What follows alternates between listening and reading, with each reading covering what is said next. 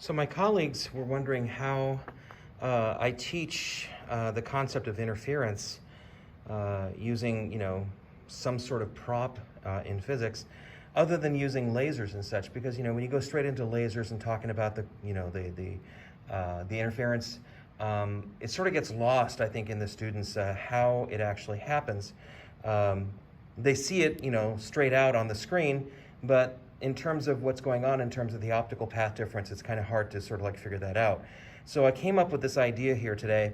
This goes back a number of years, actually, before the lockdown and all that stuff. I was using smaller diameter string, but I found these ropes here. So if you take a look, these ropes have this pink threading that's going through here, right? That's woven into the rope itself at equal intervals. And so what I can do is use this as an analogy from one point here to another point here as a wave, all right? So every point at this point here and this point here and this point here is the crest of a wave that's coming from the source, which is represented by the thumbtack. Now I'm using the thumbtack at a single point on the sequence here where it sort of like represents one part of the wave. And I put the thumbtack in the exact same part of the weaving, of the weave, in the other rope as well. I have two ropes here, right? Two rope segments, and two thumbtacks to represent the 2-point sources that are coming out, the light waves that are coming out from these two sources here.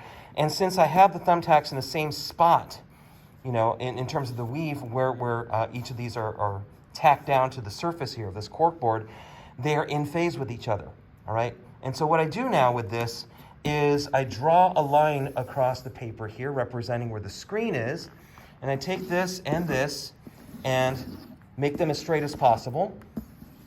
So I line them up here in the center, exactly in the center between the two.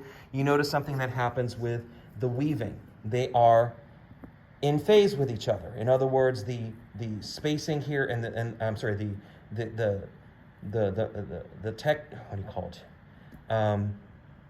the pink weave here in both these, the two ropes here are, matching together in the same position at this one point along the screen. Anywhere else over here, they're going to be slightly off from each other. Like right here, they're not quite lined up. But here, they are lined up, all right? They're right next to each other, okay?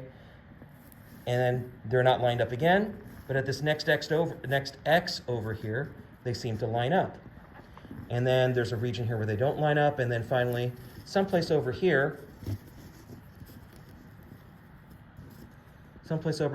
you get the things lining up again, okay?